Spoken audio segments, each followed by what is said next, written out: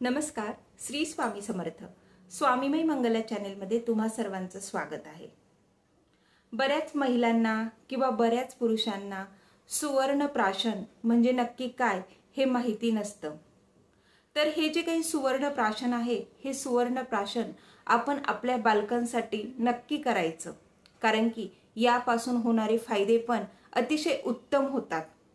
या सुवर्ण प्राशनाचा काही एक ठराविक कालावधी असतो, जो की तुम्हाला जर समजा लहान बाळ असेल तर त्या लहान बाळापासून तर त्या बालकाच्या वयाच्या 13-14 वर्षापर्यंत तुम्ही साधारण हे सुवर्ण प्राशन करू शकतात.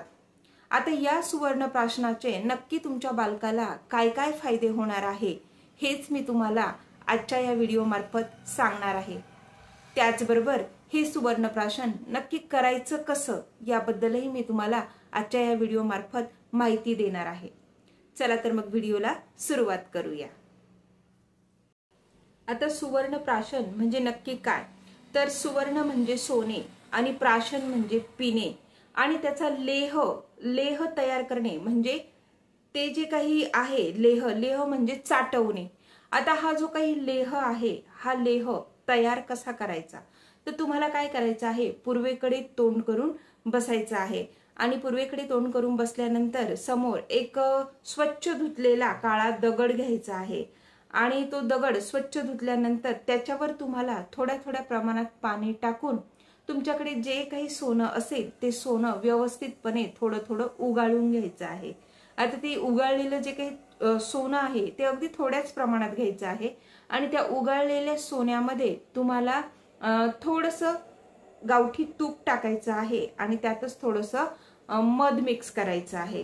आता ह्या दोन्ही गोष्टी तुम्हाला मध आणि तूप ह्या अगदी सम प्रमाणात घ्यायच्या नाहीये, तर मध थोडंसं जास्त आणि तूप थोडंसं कमी प्रमाणात तुम्हाला घ्यायचं आहे.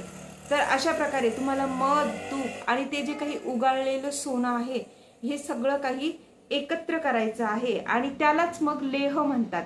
हा जो काही लेह आहे, हा लेह त्या बालकाला तुम्हाला चाटवायचा आहे. याच प्रक्रियेला सुवर्ण प्राशन असे म्हणतात.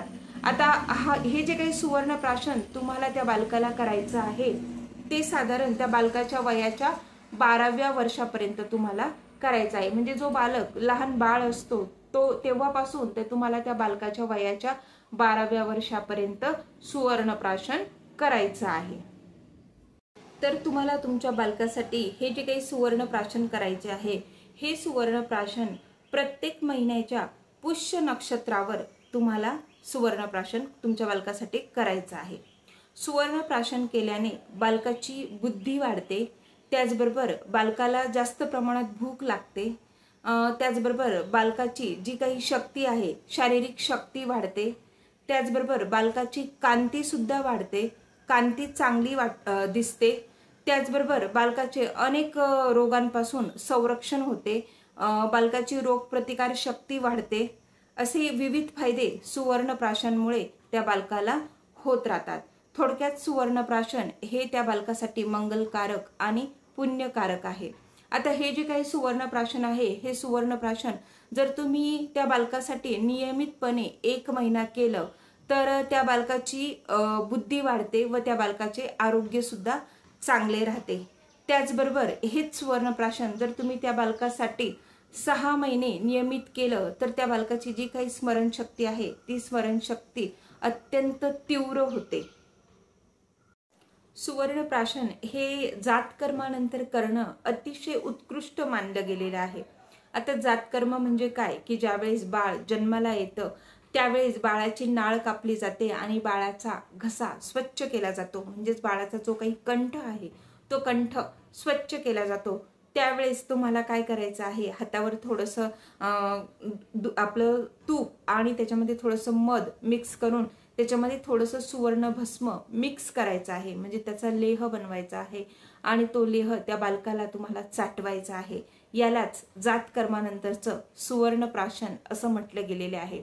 तर या सुवर्ण प्राशनामुळे नंतरच्या सुवर्ण प्राशनामुळे तो बालक अतिशय भावी आयुष्यात अतिशय बुद्धिमान बनतो, त्याचबरोबर त्याचे आयुष्य सुद्धा वाढते आणि त्याचे अनेक जे काही आरोग्य आहे त्या आरोग्याचे सुद्धा त्याला अनेक लाभ मिळत असतात असं मानलं गेलेलं आहे. आणि म्हणूनच जात कर्मानंतरचं जे काही सुवर्णप्राशन आहे ते सुवर्णप्राशन अतिशय महत्त्वाचं मानलं गेलेलं आहे. स्वामी भक्तांनो, तुम्हाला आजची ही माहिती जर आवडली असेल तर व्हिडिओला लाईक नक्की करा. त्याचबरोबर कमेंटमध्ये आपल्या स्वामी महाराजांसाठी श्री स्वामी समर्थ असेही लिहा. चॅनलला सबस्क्राईब करा आणि बेल आयकॉनला क्लिक करा, म्हणजे माझे यापुढील व्हिडिओ तुमच्यापर्यंत येऊन पोहोचतील. श्री स्वामी समर्थ.